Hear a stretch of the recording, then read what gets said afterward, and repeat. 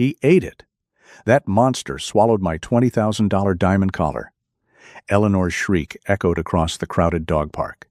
Dozens of people turned their heads in alarm. In the center of the chaos, a massive German shepherd sat perfectly still. Standing right beside him was Ashton, an active-duty Navy SEAL. Two security guards pushed through the angry crowd, a metal baton and a choke pole ready in their hands. The crowd demanded the dog be locked up or cut open on the spot. Eleanor smiled, thinking her theatrical performance had secured her a massive cash payout. But she made one critical mistake. She targeted a man trained to stay calm under fire and a working dog trained to sniff out the truth no matter where it was hidden. Before we dive in, let us know in the comments which country you are watching from, and if you love stories that melt your heart, please subscribe to support our channel. The afternoon sun cast long shadows across the green lawn of the suburban New York dog park. Ashton walked through the double metal gates, his boots crunching softly on the gravel path. He was a tall man with broad shoulders, standing over 6 feet, carrying a quiet but undeniable physical presence. His hair was cropped into a tight military buzz cut, and he wore a simple gray t-shirt tucked into dark cargo pants. As an active-duty Navy SEAL currently on a rare 2-week leave, Ashton moved with a measured, deliberate pace. He did not rush, but every step had a clear purpose. Walking right beside his left leg was a large German shepherd. Ashton had found the dog wandering near a highway just 3 days ago. The animal was thin and dirty at the time, but a quick trip to the vet and some good food had revealed a magnificent creature. The shepherd had a thick coat of black and tan fur, a pair of sharp amber eyes, and an alert posture that immediately caught Ashton's attention. Ashton had not given him a name yet. He just called him the dog. Unlike the other dogs running wild across the grass, chasing tennis balls and barking at squirrels, the German shepherd stayed perfectly aligned with Ashton. The leash hung completely loose in Ashton's hand. The dog did not pull, did not sniff the ground randomly, and did not react to the chaotic energy around him. His ears swiveled to track sounds, but his body remained strictly in position next to Ashton. This level of discipline was incredibly rare for a stray. Ashton recognized the behavior immediately. This was not a normal house pet. This animal had received high-level tactical training. A man trained for war does not simply turn off his awareness because he steps into a suburban park. Ashton naturally scanned the perimeter of the fenced area. He noted the 2 main exits, the blind spots behind the large oak trees, and the general mood of the 20 or so people sitting on the wooden benches. The environment was peaceful. Parents chatted while holding coffee cups, and teenagers threw frisbees to their golden retrievers. Ashton guided his dog toward a quiet bench near the corner, away from the heaviest crowds. He sat down, and the shepherd immediately transitioned into a perfect sit by his feet, eyes scanning the open field. "Good boy," Ashton said quietly. He reached down and gave the dog a firm pat on the neck. The shepherd leaned into the touch for a brief second before returning to his vigilant posture. For the first 20 minutes, the park remained a calm oasis. Ashton enjoyed the cool breeze and the simple reality of not having a radio earpiece feeding him tactical updates.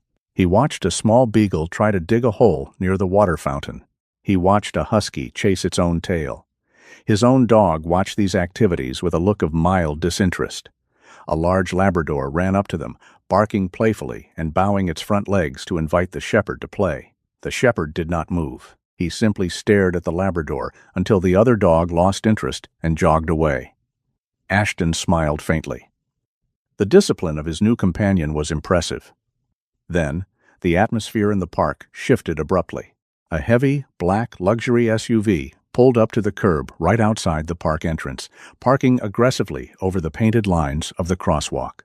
The driver's side door opened, and a woman stepped out. This was Eleanor. She appeared to be in her late 50s, dressed in a bright red silk blouse, spotless white trousers, and oversized designer sunglasses that hid half her face. She held a thin leather leash attached to a very small, perfectly groomed white toy poodle. Eleanor did not just walk into the park. She made an entrance. Her hard leather shoes clicked sharply against the pavement. She pulled the poodle along, ignoring the small dog's struggle to keep up with her rapid pace. "Move out of the way, please," Eleanor announced loudly as she approached the double gates, forcing a young teenager to step back quickly. She did not say, "Thank you." Ashton watched her from his bench. His eyes immediately caught the unnatural glare of sunlight reflecting off the poodle's neck. The small white dog was wearing a ridiculously large collar. It was thick, made of velvet, and studded with multiple rows of heavy, glittering diamonds. The stones were massive, looking completely out of place on a dog running around a public dirt park. The weight of the jewelry seemed to bother the poodle, who kept scratching at its neck. Eleanor unclipped her dog's leash and stood with her hands on her hips, surveying the park as if she owned the land. She spoke loudly into her cell phone, complaining about the lack of premium parking spaces and the smell of the grass. Her shrill voice cut through the relaxed hum of the park, causing several dog owners to turn their heads and frown. "I just cannot believe the city allows these mixed-breed mutts in the same area as purebreds," Eleanor said into her phone, her volume intentionally high. She glared at a nearby rescue mix. "It is completely unsanitary." Ashton let out a slow, silent breath. He had faced armed insurgents and survived hostile environments across the globe. He knew how to handle danger, but dealing with entitled civilians was a completely different kind of challenge. He patted his shepherd's head again. "Just ignore her," Ashton told the dog. The German shepherd kept his eyes fixed forward, entirely unbothered by the loud woman, waiting patiently for his next command. Eleanor finished her loud phone call at the park gate and aggressively unclipped the leash from her toy poodle. The tiny white dog, freed from restraint, immediately darted across the grass. It completely ignored the other small dogs playing near the water fountain. Instead, it headed straight for the quiet corner where Ashton and the German shepherd sat. The poodle was a small creature, barely weighing 10 pounds, with its fluff perfectly trimmed into round puffballs around its ankles. Despite its size, it carried an attitude of supreme dominance. It stopped exactly 3 feet away from the shepherd, planted its tiny paws in the dirt, and began to bark frantically. The high-pitched noise cut through the relaxed atmosphere of the park. The shepherd did not flinch. He sat tall and still, blinking slowly as he looked down at the small white dog with utter indifference. Ashton kept his hand resting lightly on his own knee. He did not tighten his grip on the leash, nor did he pull his dog back, because there was no need. He recognized the iron discipline in his companion. A lesser dog would have barked back or snapped at the annoying pest. The shepherd simply waited for Ashton to give a command. Ashton offered a silent nod of approval. Near the entrance, Eleanor was busy digging through her oversized designer purse. She completely ignored her own dog. She pulled out a compact mirror and checked her lipstick, entirely oblivious to the chaos her poodle was attempting to start. Suddenly, Eleanor snapped her mirror shut and looked up. She spotted her poodle standing near the massive German shepherd. She dropped her purse onto the gravel path. A piercing scream erupted from her mouth. The sound was shockingly loud, freezing every person and animal in their tracks. Birds scattered from the nearby oak trees. Teenagers stopped throwing their frisbees. Parents turned their heads in alarm. Ashton immediately shifted his posture. His muscles tightened automatically, and his eyes scanned the perimeter for a legitimate physical threat. He checked for loose, aggressive dogs, falling branches, or hostile individuals. He found nothing out of the ordinary. In any sudden crisis, a trained observer looks not at the loudest person, but at the physical evidence left behind. Ashton applied this principle instantly. He looked away from the screaming woman and focused entirely on the poodle. The small dog was perfectly fine. It stood firmly on all 4 paws, tail wagging nervously, completely unharmed. There was no blood, no torn fur, and no signs of a struggle. However, Ashton noticed one glaring detail. The heavy, diamond-studded velvet collar no longer rested on the poodle's neck. Eleanor ran awkwardly across the grass in her hard leather shoes. She waved her arms frantically, her face twisting into a mask of pure, theatrical panic. The crowd of dog owners turned their collective attention toward the commotion. People began walking closer, drawn by the spectacle and the noise. "Help! Somebody help us right now!" Eleanor screamed, her voice echoing loudly. She reached her poodle and scooped it up aggressively into her arms, pressing the small dog against her red silk blouse. The poodle squirmed, clearly uncomfortable with the tight, sudden grip. Eleanor glared fiercely down at Ashton, who remained seated calmly on his bench. Ashton stood up slowly. He rose to his full height, towering over the furious woman, but his demeanor remained completely non-threatening. He kept his hands open, palms facing slightly forward, visible by his sides. It was a standard de-escalation posture. "Ma'am, is there a problem?" Ashton asked, his tone steady and flat. Eleanor pointed a trembling finger directly at the face of the German Shepherd. "Your monster just attacked my precious baby. Look at him. He is a vicious beast." Ashton glanced down at his dog. The shepherd sat exactly where he was 5 minutes ago, completely still, eyes locked on Eleanor. He had not made a single sound. He had not even shifted his paws. "My dog did not move," Ashton stated simply, projecting his voice just enough to be heard over her panic. "You are a liar!" Eleanor shouted. Her face turned a bright shade of red. She turned away from Ashton and faced the gathering crowd, playing directly to the audience. "Did you all see this? This wild street dog lunged at my poor little baby. He practically swallowed him whole." The crowd began to murmur. A man in a blue shirt pulled his golden retriever closer by the collar. Two women whispered to each other, looking at the large shepherd with sudden, unwarranted suspicion. The mob mentality was beginning to take root. Ashton stepped forward slightly, placing his body directly between Eleanor and his dog. "Ma'am, please lower your voice. Your dog ran over to us. My dog did not react in any way. There was zero physical contact between them." Eleanor's eyes widened in exaggerated disbelief. She reached down and touched the bare white neck of her squirming poodle. She gasped loudly, a dramatic intake of air that sounded entirely rehearsed to Ashton's trained ears. "The collar!" Eleanor cried out, staring at her empty hand. "Where is the collar?" She looked frantically at the short grass around Ashton's boots, then glared back up at him. Without warning, she pointed her finger straight at the German Shepherd's stomach. "He ate it," Eleanor declared, her voice reaching a fever pitch. "That monster bit my dog and swallowed the diamond collar. That collar is a custom piece worth $20,000. A collective gasp swept through the crowd. The quiet murmurs grew into loud, anxious chatter.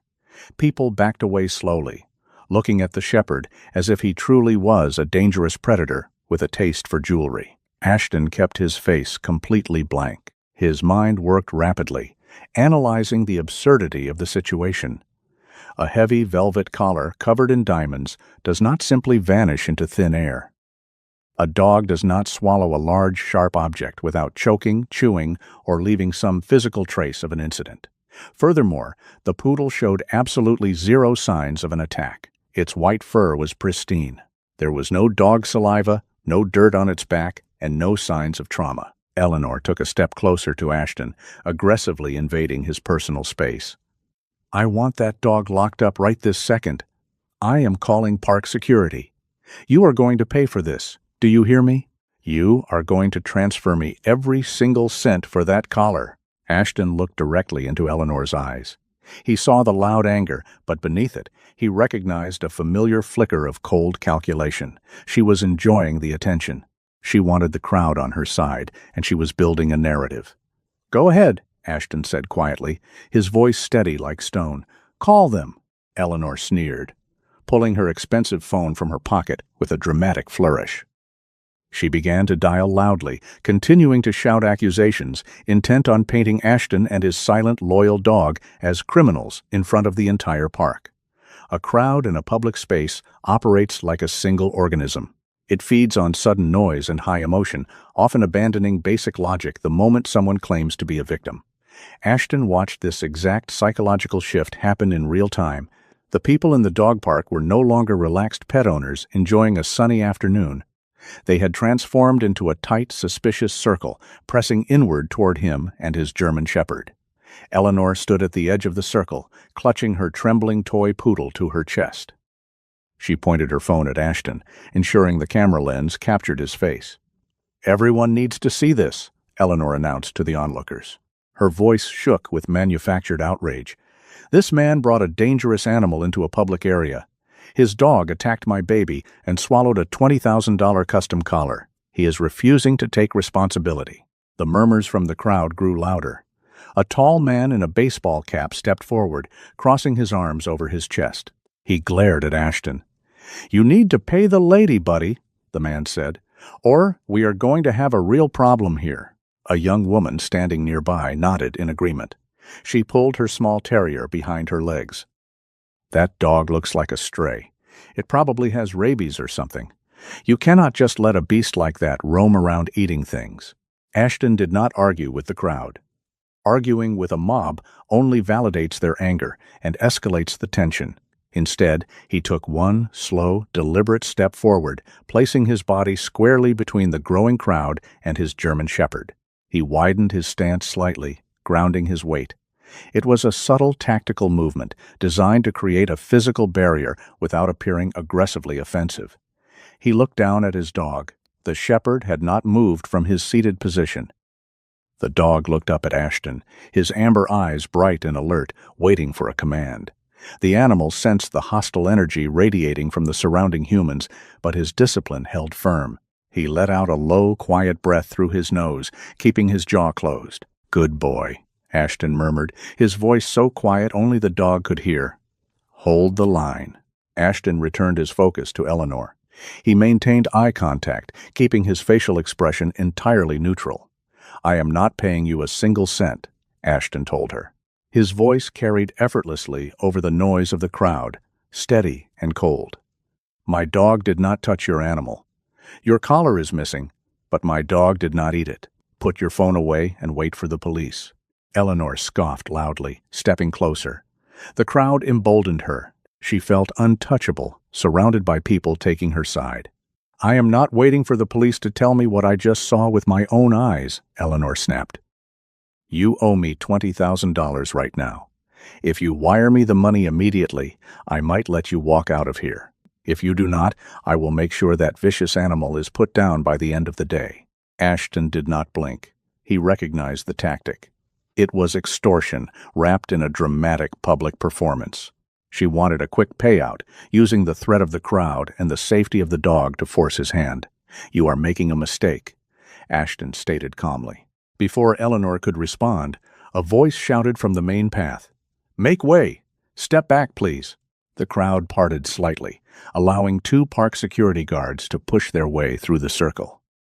The first guard was Marcus, a heavy-set man in his late 50s with graying hair and a tired expression.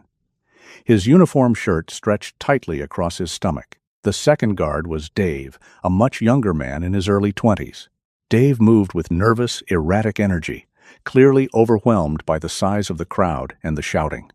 Eleanor instantly zeroed in on the guards. She rushed toward Marcus, her face contorting into a perfect mask of distress. "Officers, thank goodness you are here," Eleanor cried out, intentionally misidentifying their security status to stroke their egos. "That man over there is threatening me. His monster of a dog just viciously attacked my poodle. It swallowed my custom diamond collar." Marcus sighed heavily, wiping sweat from his forehead. He looked at Eleanor, then at the small white poodle, and finally at Ashton. His eyes landed on the massive German Shepherd, sitting calmly on the grass. Marcus visibly tensed. He had dealt with dog bites before, and the shepherd looked incredibly capable of doing serious damage. "Sir," Marcus said, taking a step toward Ashton, "I am going to need you to hand over the leash." "No," Ashton replied. The single word was flat and absolute. Dave, the younger guard, puffed out his chest, trying to project authority he did not possess. "Listen, buddy, you do not have a choice. We have a report of a dangerous animal and a stolen item. We are securing the dog." Ashton analyzed the 2 men. Marcus was exhausted and merely wanted the situation resolved quickly. Dave was inexperienced and operating on pure adrenaline. Neither of them understood how to assess a scene objectively. They were reacting blindly to the loudest voice in the park. "My property remains with me," Ashton said. He did not raise his voice, but the tone shifted. It carried the undeniable weight of military command. "I requested the actual police. "Until they arrive, nobody touches this dog." Eleanor shrieked, pointing at the dog again. "Do not just stand there. He is going to let it attack someone else. Grab the beast." The crowd shouted in agreement, egging the guards on. The collective noise pushed Dave over the edge of reason. The young guard reached to his duty belt.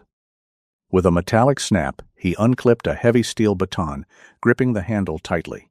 At the same time, Marcus reached into his equipment pouch and pulled out a specialized animal control catch pole, a long aluminum stick with a thick wire loop at the end designed to choke and control aggressive dogs.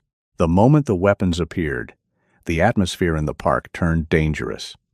The German Shepherd saw the metal pole and the baton. The dog stood up instantly. His posture changed from relaxed observation to active defense. The dog did not bark, but a deep, vibrating growl started in his chest, a clear warning that he would protect his handler if engaged. Ashton stepped fully in front of his dog, shielding the animal with his own body. His eyes locked onto the two guards. The time for polite negotiation had officially ended. The metallic click of the expanding baton echoed sharply over the noise of the crowd. Dave, the younger security guard, gripped the weapon tightly, his knuckles turning white. Marcus held the animal control pole, the heavy wire loop swaying slightly as he took a cautious step forward. The crowd held its collective breath, anticipating immediate violence. Ashton did not reach for a weapon. He did not yell. A man who has spent his life navigating high-stress environments knows that panic is a contagious disease, but calm is a powerful antidote. He simply stepped fully into the space between the guards and his German Shepherd. He widened his stance, lowered his center of gravity, and locked eyes with Marcus. "Drop the pole," Ashton commanded. His voice was not loud, but it carried a heavy, undeniable authority. It was the voice of a man accustomed to being obeyed in life-or-death situations. "You are security, not law enforcement. You do not have the legal authority to confiscate my property or use force without provocation. My dog has not moved. If you swing that baton or deploy that loop, you will be initiating an unprovoked assault." Marcus hesitated. He looked at Ashton's cold, unblinking stare, then at the massive dog sitting perfectly still behind him. The shepherd's low growl had ceased the moment Ashton stepped forward, replaced by absolute, silent vigilance. Marcus slowly lowered the aluminum pole. He had worked this park for 10 years and had dealt with plenty of angry dog owners, but this man was different. This man was completely devoid of fear. "Dave, put it away," Marcus muttered to his young partner. Dave looked confused and highly frustrated, but the lady said he stole it. "Put the baton away, Dave," Marcus repeated, his tone sharper this time. He turned back to Ashton. "Sir, we have a credible complaint of a stolen item worth a lot of money. We have to secure the scene." "Securing the scene means keeping everyone calm," Ashton replied smoothly.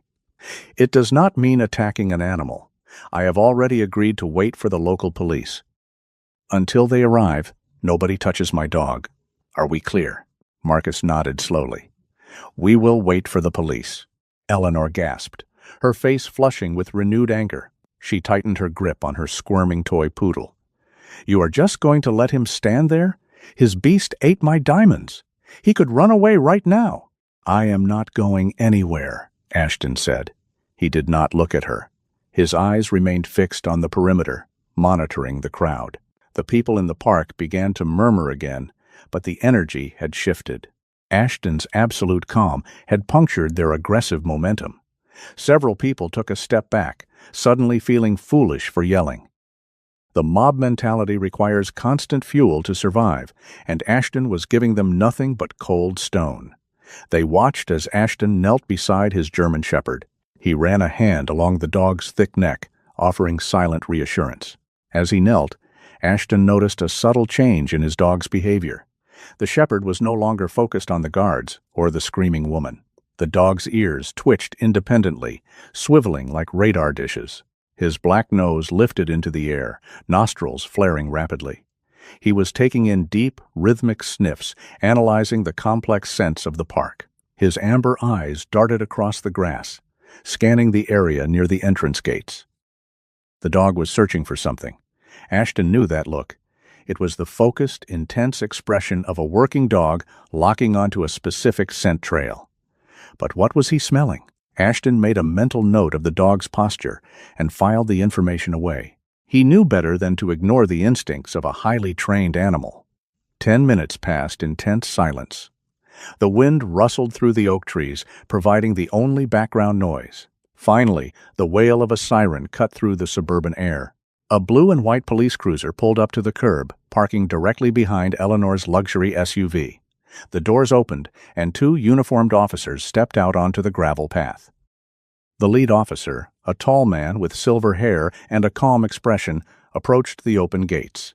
His name tag read Miller. His partner, a younger female officer named Davis, followed closely behind, keeping her hand casually resting near her radio. "Dispatch said we have a disturbance regarding a dog attack and a stolen item," Officer Miller announced as he walked into the center of the crowd. "Who called it in?" Eleanor immediately pushed her way to the front. She practically shoved her toy poodle into Officer Miller's face. Tears welled up in her eyes, falling perfectly on cue. "Officer, thank God you are here," Eleanor cried, her voice trembling with manufactured grief. "That man over there let his vicious wild dog attack my baby. My dog was wearing a custom diamond collar worth $20,000. His monster swallowed it whole. You need to arrest him and take that dog to a vet to be cut open right now." Officer Miller took a step back, politely gesturing for Eleanor to lower her dog. He looked at the pristine white poodle, then turned his gaze toward Ashton and the German shepherd. The shepherd sat quietly, tail wrapped neatly around his paws. "Ma'am, please calm down," Officer Miller said. He pulled a small notebook from his chest pocket. "You are saying that large dog swallowed a diamond collar?" "Yes," Eleanor shrieked. "I saw it happen. He bit my dog and ripped it right off his neck. You have to force him to pay me, or you have to confiscate that beast and cut its stomach open to get my property back." "It is grand larceny." Ashton stood up slowly. He kept his hands visible and maintained a respectful distance from the officers. He knew exactly how to handle law enforcement. Facts, logic, and physical evidence were his best weapons against her emotional performance. "Officer," Ashton said, his voice level and clear, "my name is Ashton. I am an active-duty Navy SEAL. My dog and I have been sitting on this bench for 30 minutes. Her dog ran over to us. My dog did not react. There was no bite, no attack, and no collar swallowed. The woman is lying." The crowd fell completely silent. The mention of his military status sent a ripple of surprise through the onlookers. Officer Miller looked at Ashton, his posture relaxing slightly upon hearing the military affiliation. He turned his attention back to Eleanor and the squirming poodle in her arms. The real investigation was about to begin. Officer Miller clicked his pen. He looked at Ashton, assessing the man's calm demeanor. In Miller's 20 years on the police force, he had learned that guilty people usually talked too much or got angry. Innocent people, especially those with military training, provided clear facts. "So, you are stating there was absolutely zero physical contact between the 2 dogs," Officer Miller said, writing in his small notebook. "That is correct," Ashton replied. "If a dog the size of my German shepherd attacks a 10-pound toy poodle and forcefully rips a collar off its neck, there will be physical evidence. Look at her dog." Officer Miller turned to Eleanor.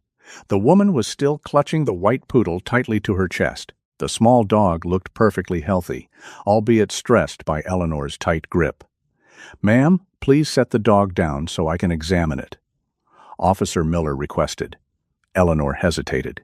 She pulled the poodle closer. "He is traumatized. I do not want him touching the dirty ground." "Ma'am, I need to see the animal," Miller insisted, his voice hardening slightly. Reluctantly, Eleanor lowered the small white dog to the grass. Officer Miller knelt down. He gently inspected the poodle's neck and shoulders. Officer Davis stepped closer to observe, keeping her hand casually on her utility belt. Ashton watched the officer's work. He also watched Eleanor. He noticed the rapid rise and fall of her chest and the way she kept shifting her weight from one foot to the other.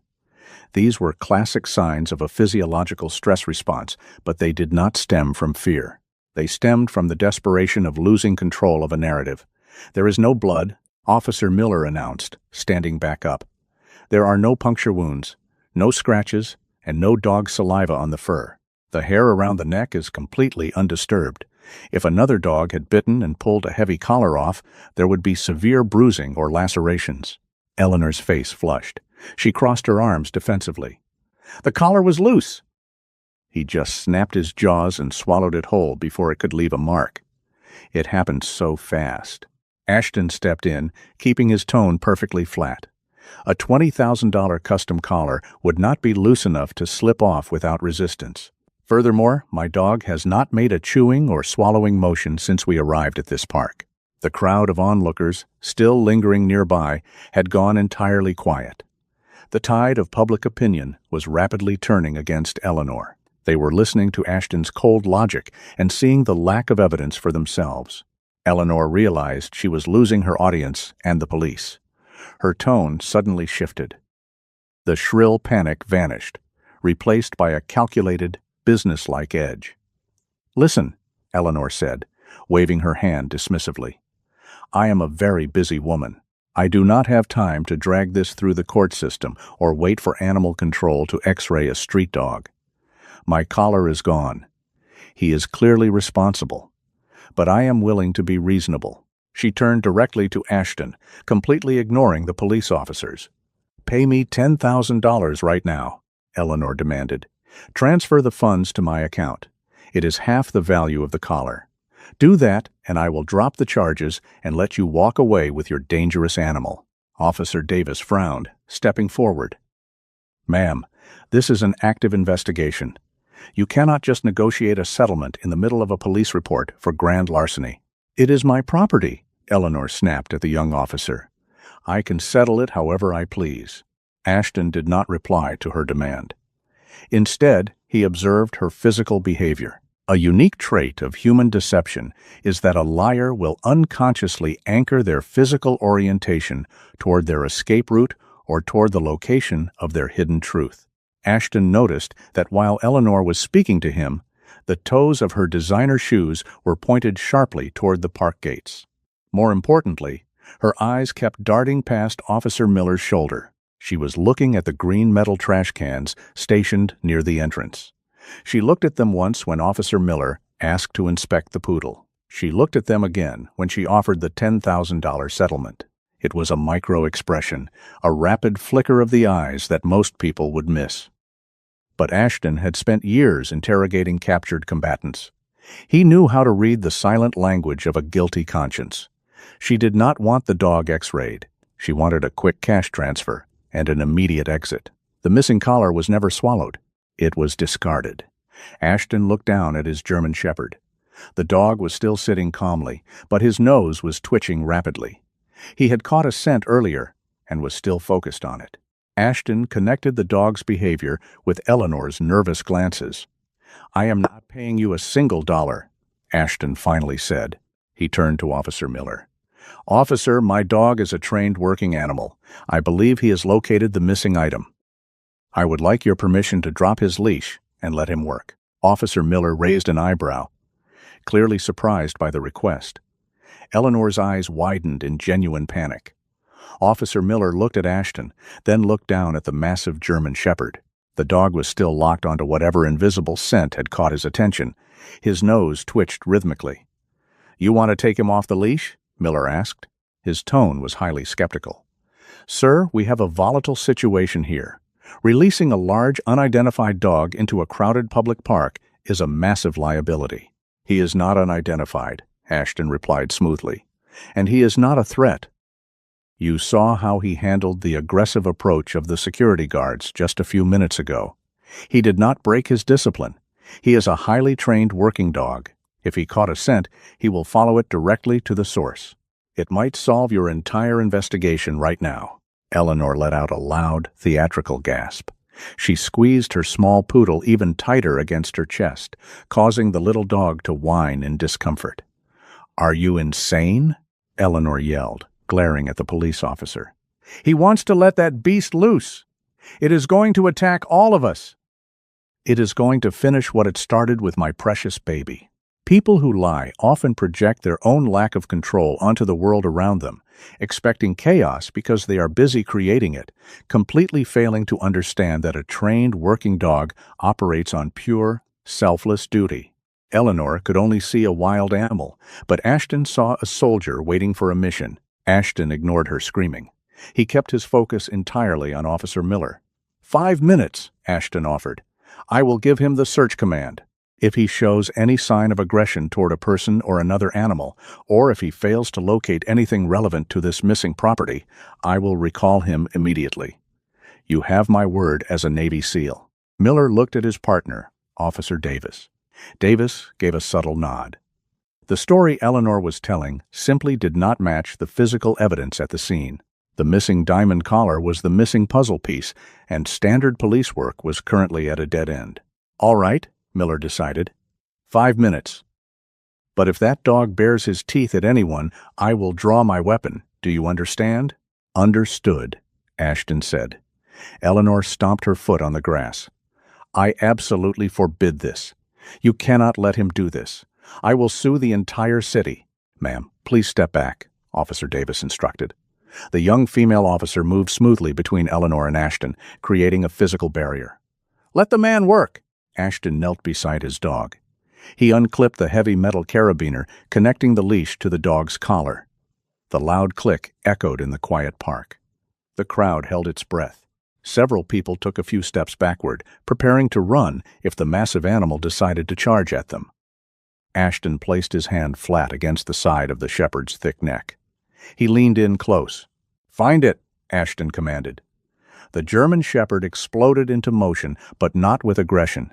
He did not run toward Eleanor. He did not look at the other dogs in the park. His nose dropped instantly to the grass, and he began to move with incredible focused purpose. A working dog does not track a scent in a perfectly straight line.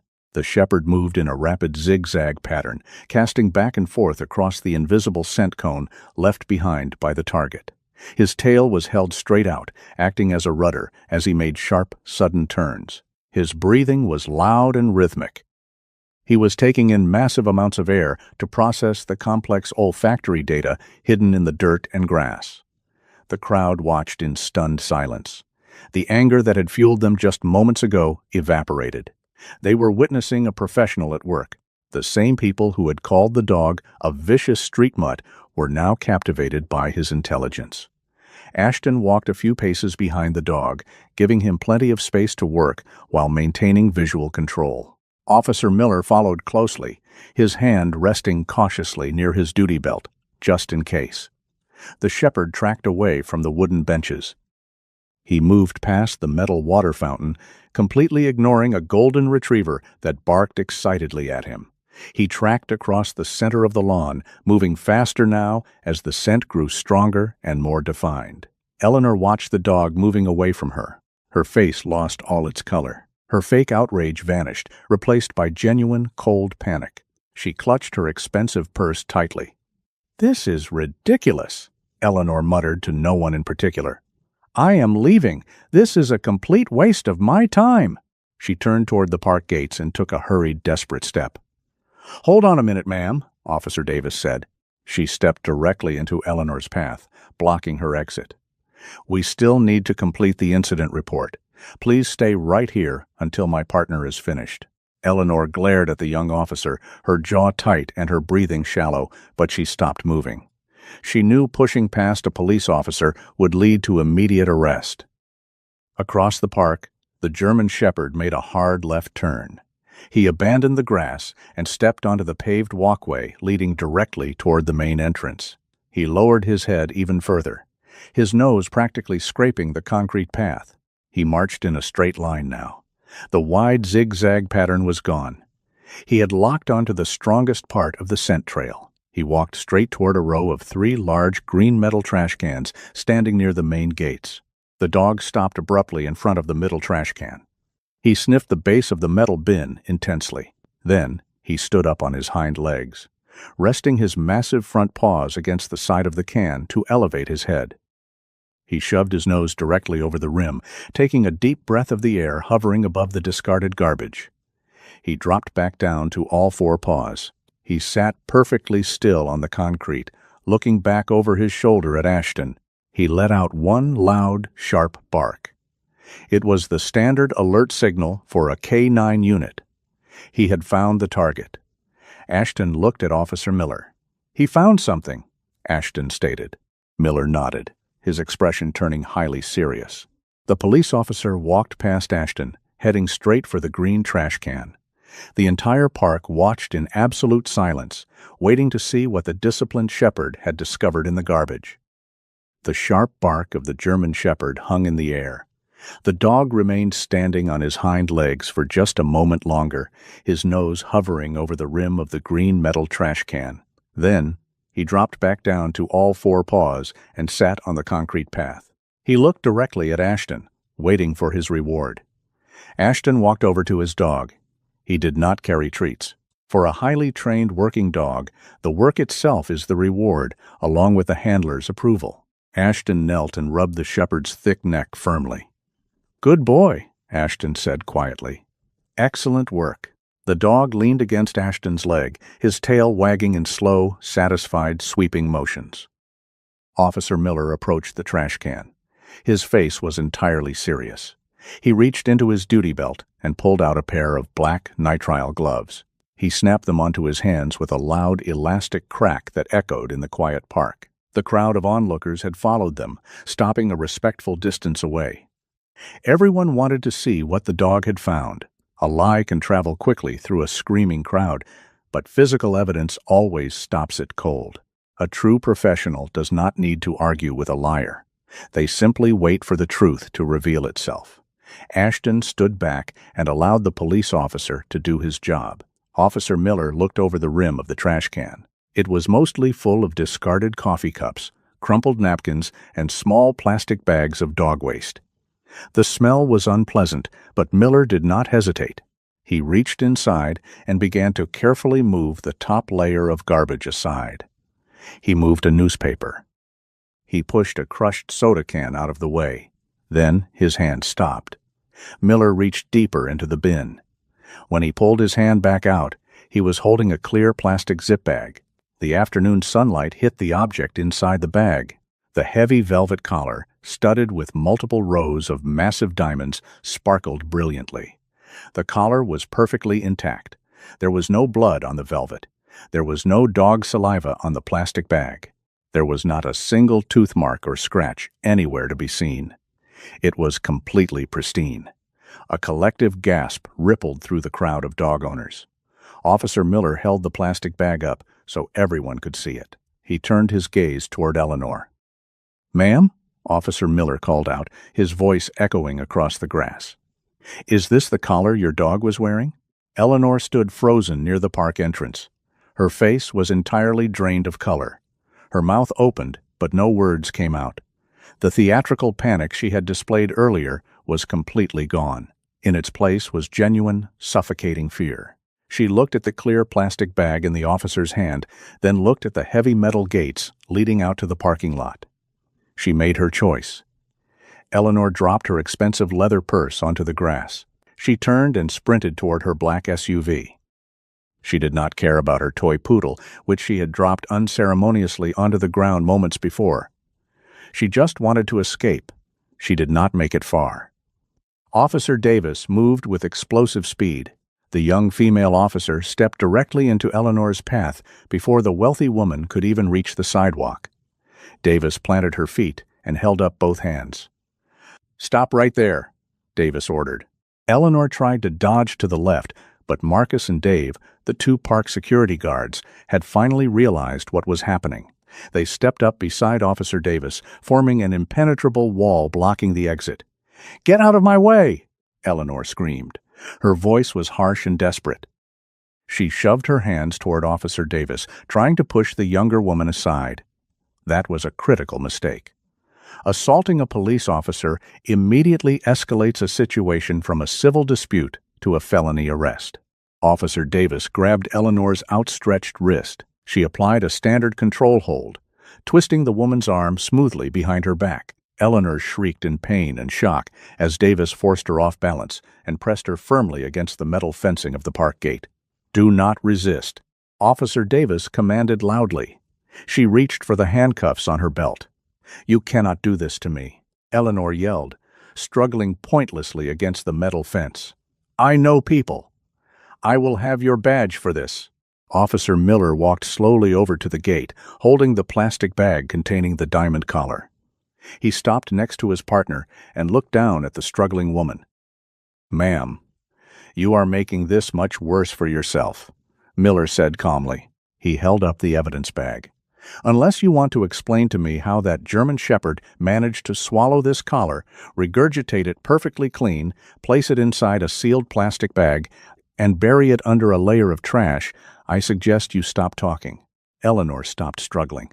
The reality of her situation finally crashed down on her.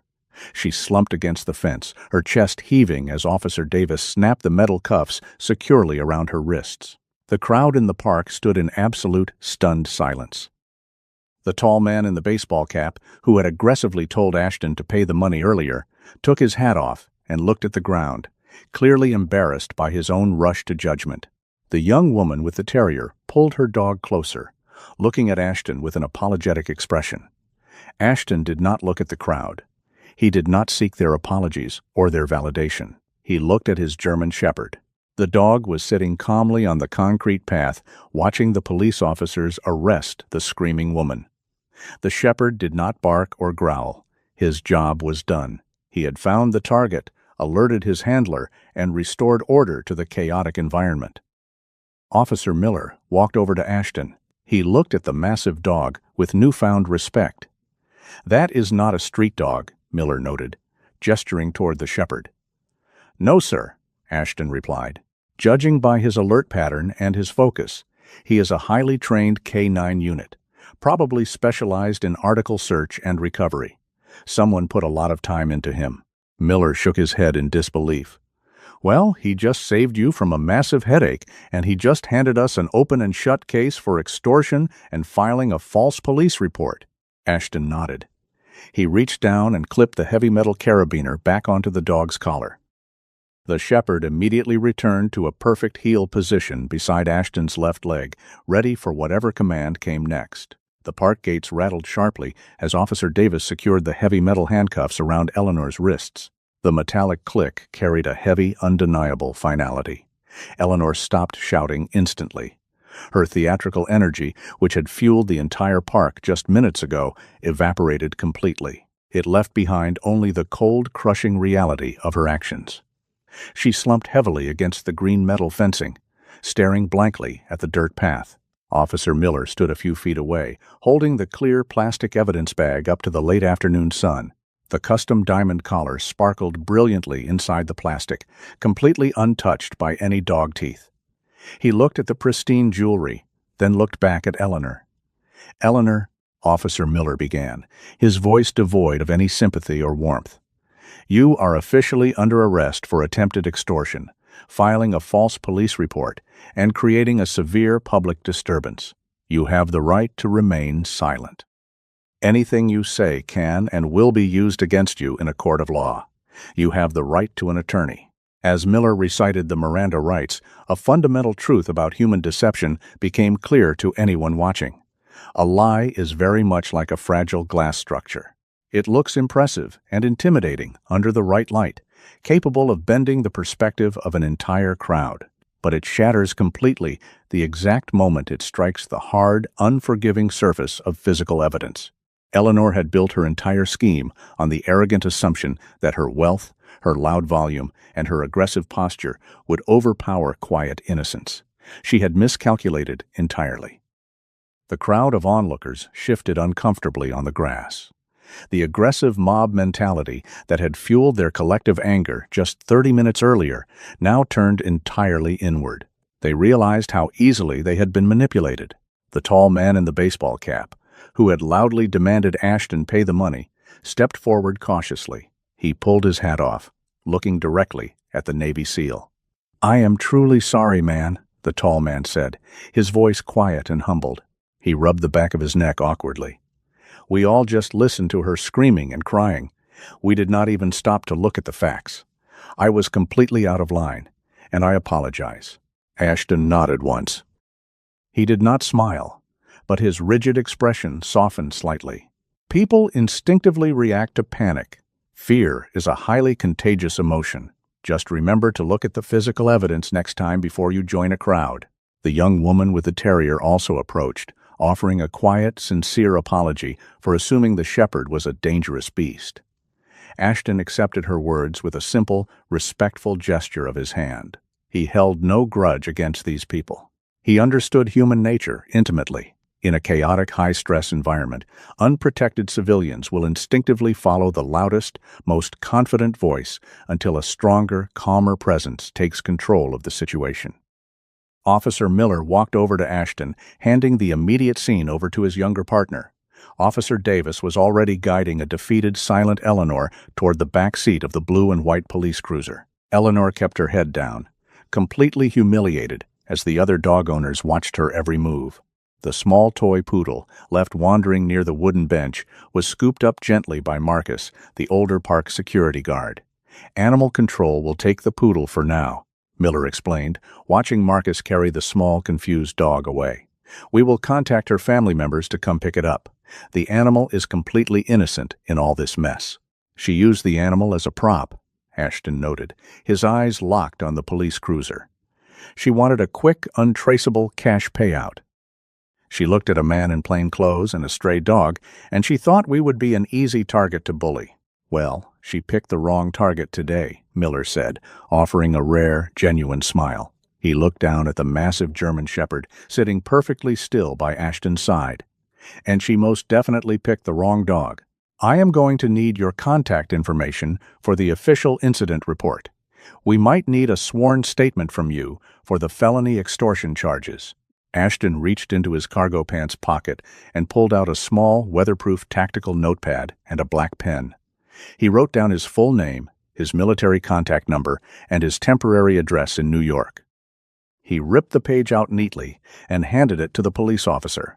"Thank you, Ashton," Miller said, carefully folding the paper and placing it into his chest pocket. "Enjoy the rest of your leave, and take very good care of that dog. He did incredible work today." "I will," Ashton replied simply. The police cruiser pulled away from the curb, its red and blue lights flashing silently as it merged into the busy suburban traffic. The two park security guards began to disperse the remaining crowd, politely urging everyone to go back to their afternoon routines. Slowly, the park returned to its normal state.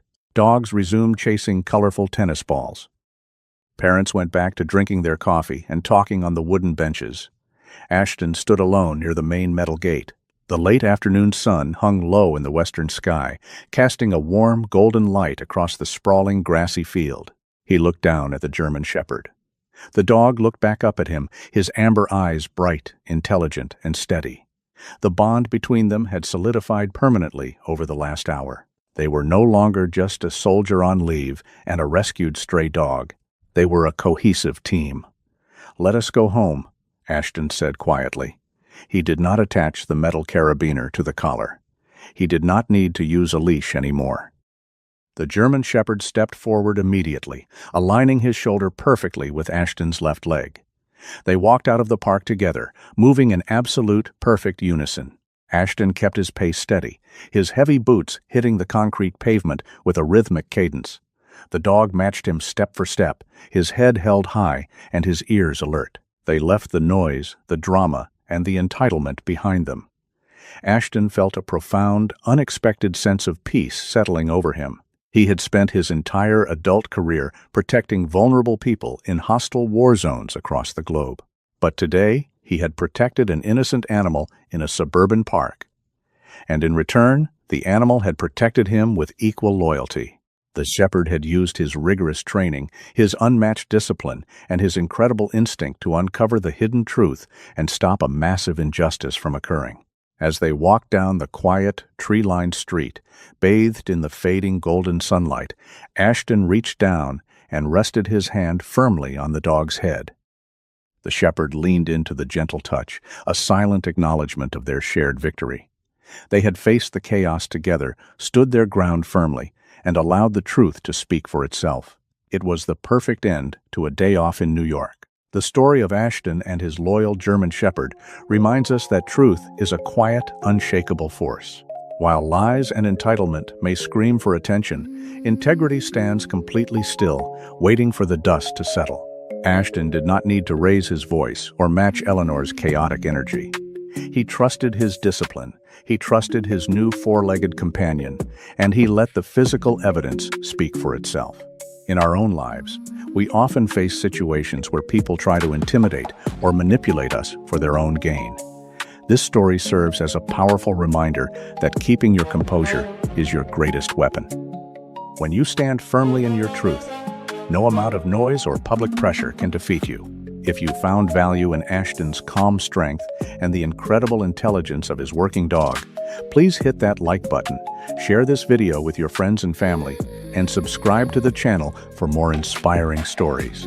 May God bless you with the courage to remain calm in the face of adversity and the wisdom to always stand by the truth. Please comment Amen below if you agree.